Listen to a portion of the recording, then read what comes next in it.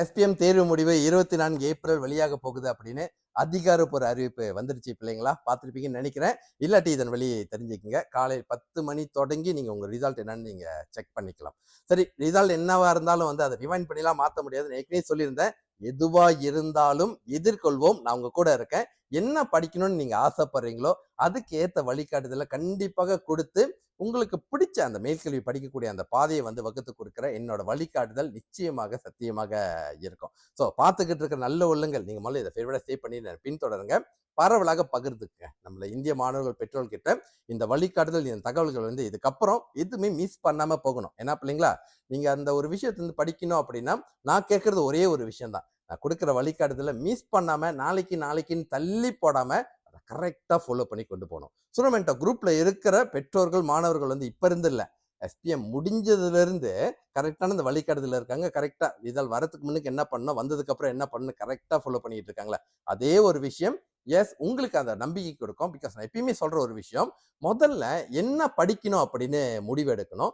அதுக்கு தகுந்த ரிசல்ட் அப்படின்னு ஒரு விஷயம் இருந்துச்சு அப்படின்னா அதுக்கப்புறம் அதை வச்சு எங்க படிக்கணும், எந்த துறையை தேர்ந்தெடுக்கணும், இந்த விஷயங்கள் எல்லாமே எஸ் நீங்க உங்களுக்கு பிடிச்ச துறைன்னு ஒன்று விஷயம் இருக்கும். அதை எங்களோட வழிகாட்டுதலோட சேர்ந்து சரியான பாதையில கொண்டு போற அந்த தருணம் இது இல்லைங்களா.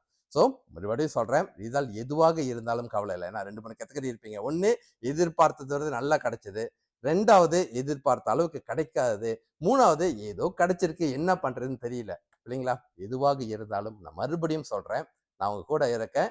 நிச்சயமாக அடுத்தடுத்து நீங்க செய்ய வேண்டிய விஷயங்களை வழிகாட்டி கொண்டு போறேன். ஒரே ஒரு விஷயம்தான், படிக்கணும் பிள்ளைங்களா. அந்த ஒரு விஷயத்துக்கு பெற்றோர்களே உங்களோட அன்பு ஆதரவும் தேவை.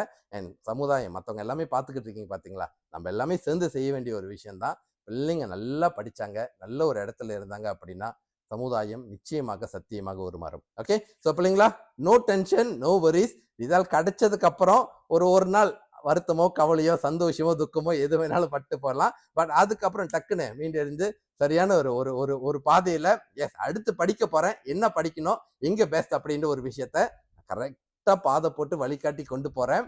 ஃபாலோ பண்றதுக்கு தயாரா இருக்கீங்களா? அப்படின்னா கீழே வந்து ready waiting for your mentorship அப்படின்னு கீழே வந்து கமெண்ட் பண்ணிட்டு இந்த காணொலி வந்து பரவலாக பகிர்ந்துக்குங்க. அண்ட் ஆக்சுவலி இப்போ இருந்து இல்லை, இந்த வாரத்துல இருந்தே வந்து நம்மளோட ஜூம் செஷன்ஸ் எல்லாமே ஆரம்பிச்சாச்சு. டெலிகிராம் குரூப்ல ஜாயின் பண்ணாத பிள்ளைங்க வந்து மேல பயோ லிங்க்ல சுனமெண்டோ டெலிகிராம் குரூப் இருக்கு, அல்லது கீழே வந்து கமெண்ட் பண்ணி கேளுங்க. நான் எப்படி வந்து குரூப்ல ஜாயின் பண்றது அப்படின்னு அதுக்குண்டான விஷயத்தையும் வழிகாட்டுறேன். பரவலாக பகிர்ந்துக்குங்க. வெற்றி வணக்கம். டாக்டர் பண்டிதர்.